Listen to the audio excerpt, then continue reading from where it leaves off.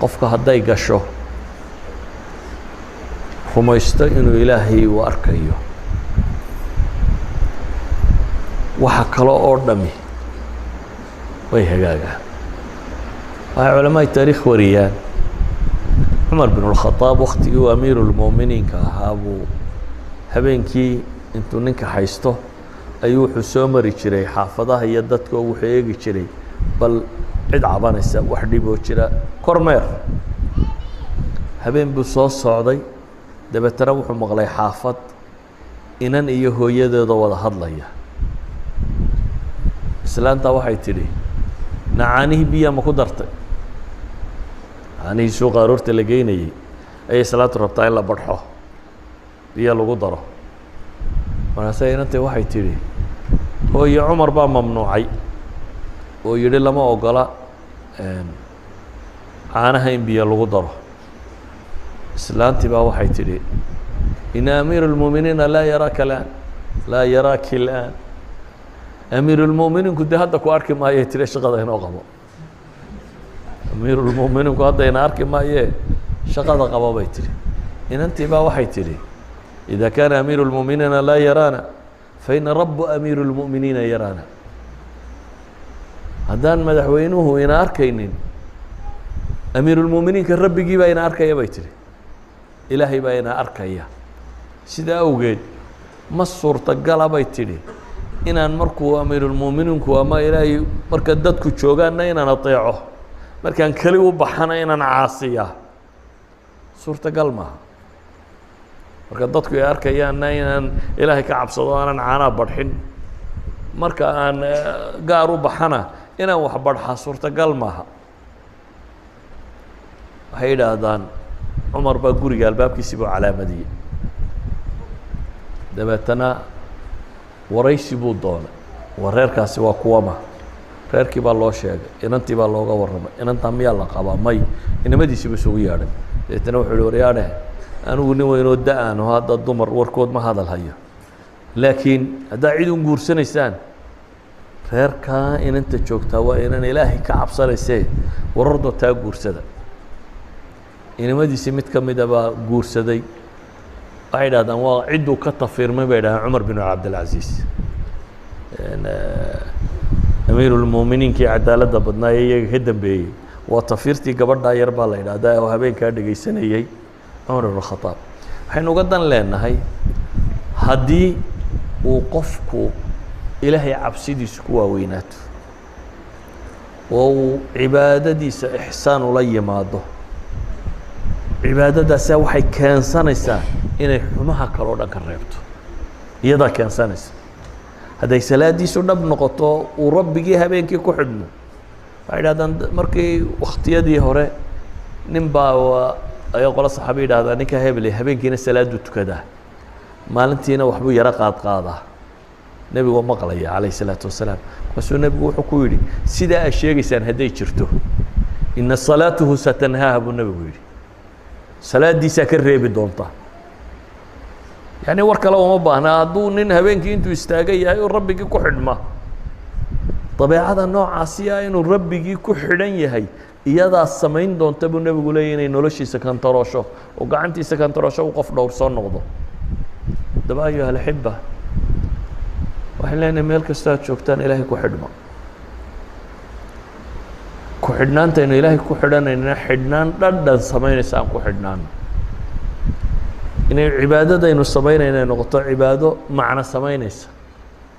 cibaado aad dareemayso rabu الsamaawaati wاlard biyadihi اlmulk wa huwa calaa kuli shayin qadiir inaad ku xidhantoo la hadlayso maanta hadday wax yara ku qabsadaan dadku waxaa laga yaabaa inuu cararo markiiba ka fekero wartalow yaa igu dhowaanu tagaa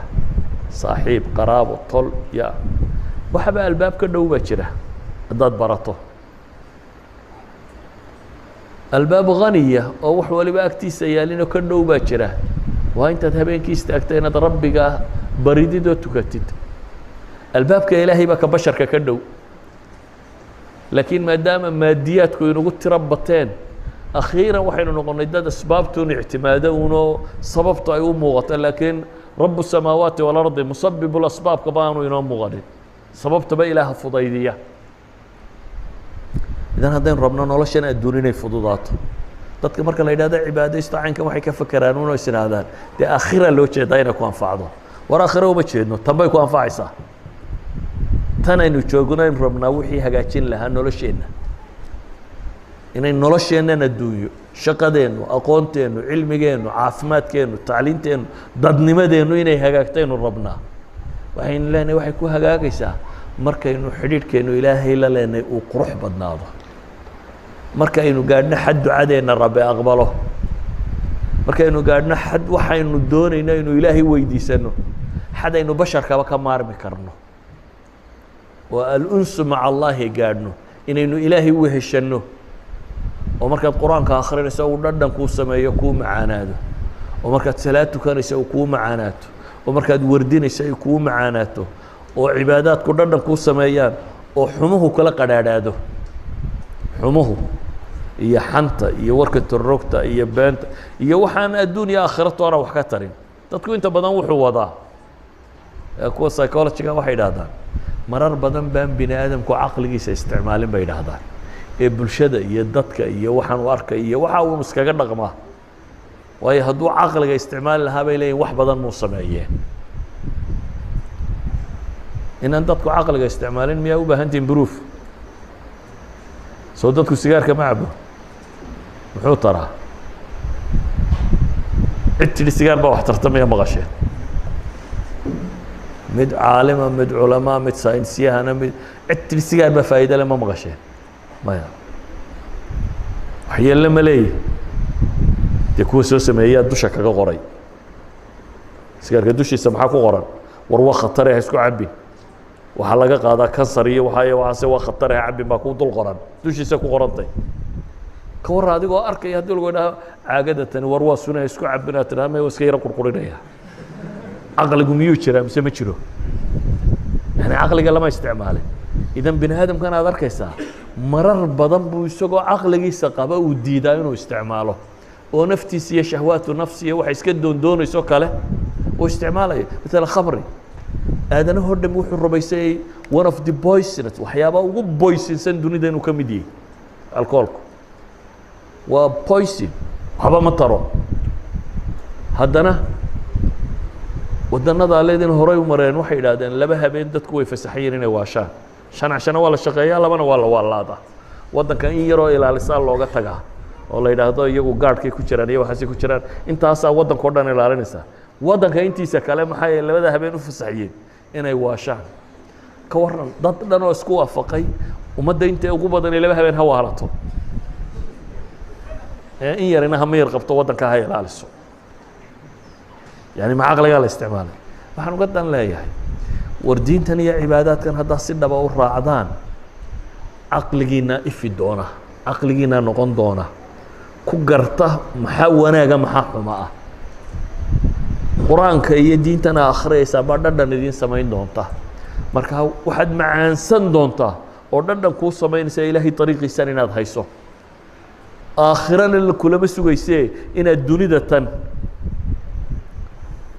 ilaahay uu abwaabteeda kuugu furo qanaaco kugu siiyo waxaad heshaad ku qanacdo noloshana ay kuu macaanaato samaysmaya idan waxaan leenahay alixsaan fi lcibaada ixsaanka kale laga warramo oo dhan isagaa fura wa